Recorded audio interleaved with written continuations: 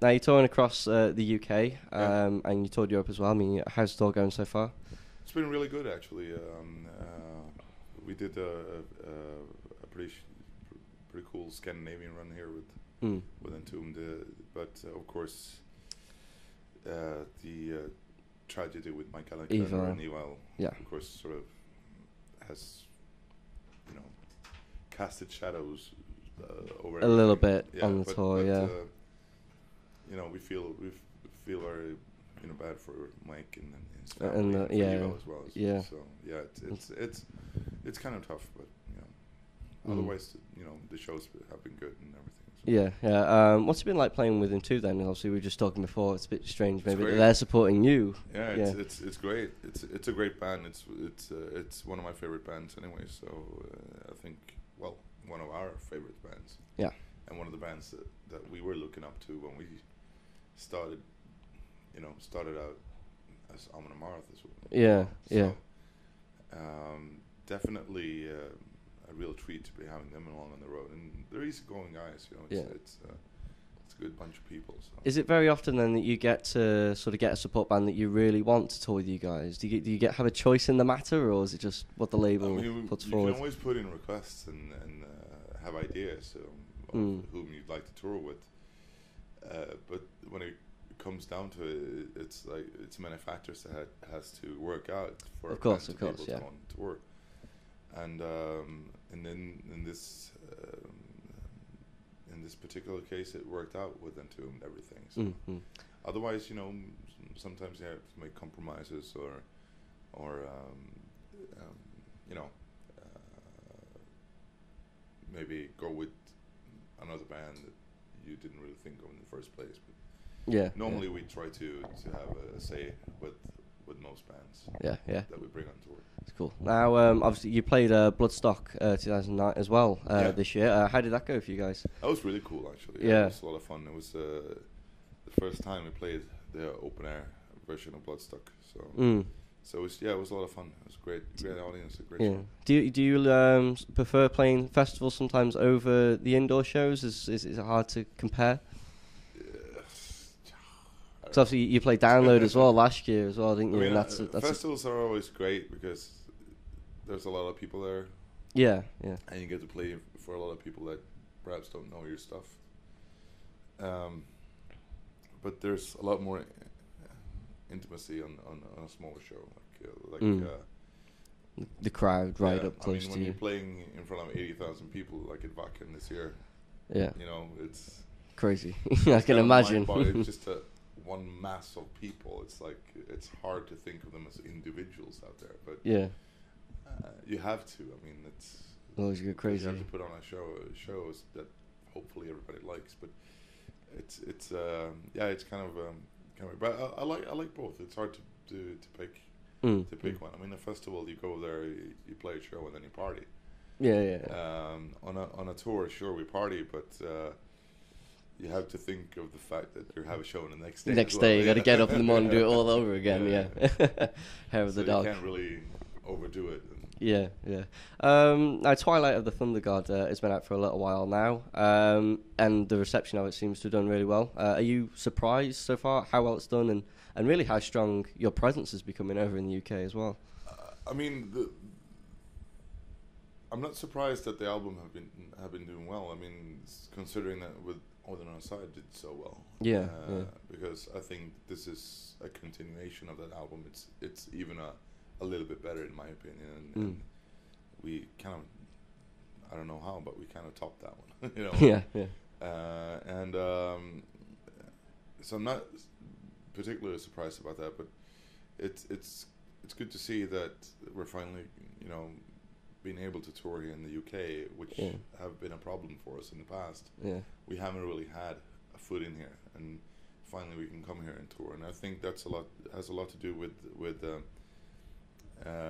Andy and Will at Metal Blade here in the UK, that works for Metal Blade here, who have done an amazing job for us over here. So of course you won a Metal Hammer award as well, wasn't it? Yeah, we did. We were surprised. That was pretty crazy. That was.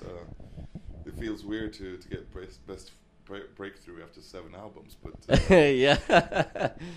but it's a lot of fun, and I mean we're very proud of it. So yeah, that's pretty cool.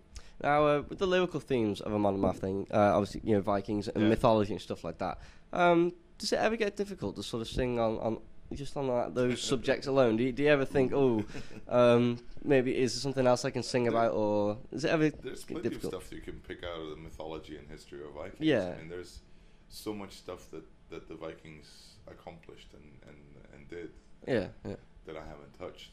And there's a lot of parts of the mythology I haven't really, looked at either.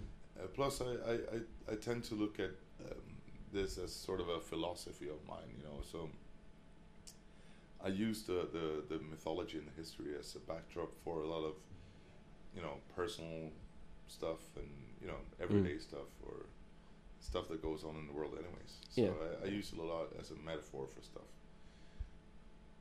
I don't know. I guess a lot of bands have an image and a certain thing they write about, and I don't know. People don't seem to ask Cannibal Corpse the same questions, but well, yeah. And all the black metal bands, how many songs can you sing about Satan? Yeah. I don't know. Apparently a lot. Cool. Now, you guys hail from Sweden, which seems to just be the motherland of heavy metal right now. Why do you think that is? I have no fucking clue. We're just the best. We suck at everything else. No, I don't know, but I mean, it's. I think one of the key factors is that growing up in Sweden, it was possible for kids everywhere to. It is still to go to youth clubs where they can get like musical instruments, borrow equipment, rent a rehearsal place cheap, get music lessons, guitar lessons, drum lessons, whatever, and that's like paid by the government, and it's like.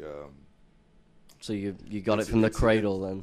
It's a nominal fee for everybody who wants to be a part of it, And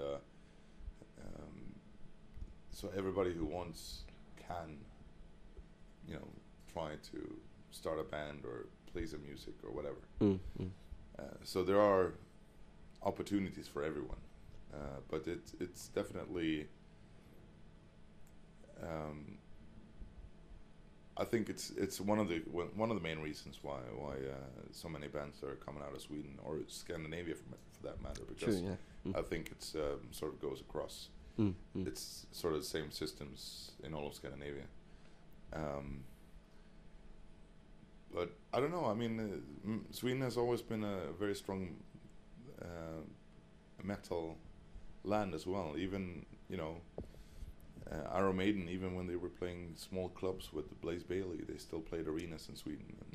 So I mean, it's same with Kiss. They have always been. I mean,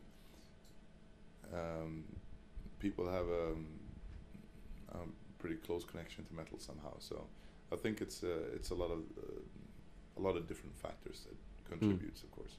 Yeah. Now, for new bands these days, it seems to be tougher and tougher to sort of maybe not compete with each other, but to sort of make themselves stand out and not sound like other bands. What would you recommend for new bands starting out today to sort of, I don't know, to try and get ahead of the game a little bit? I mean, it's very difficult. I mean, when we started out, we had an idea of what we wanted to sound like and what we wanted to be. So we set out to produce ourselves, which in one way is good because then we decided this is what we want, and you can't tell us anything. Yeah.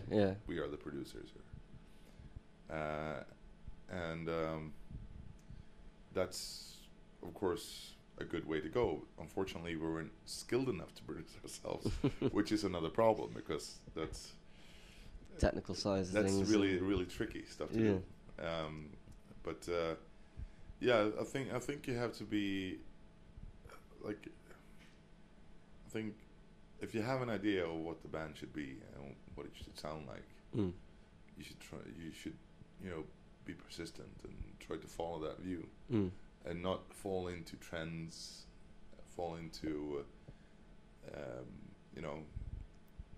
obvious traps of, oh, this band is doing really great now, let's do what they do. Yeah, yeah. And you know, believe in what you do, because I mean, when we started out, when we started doing this, nobody listened to this type of music that we do, you know. Yeah.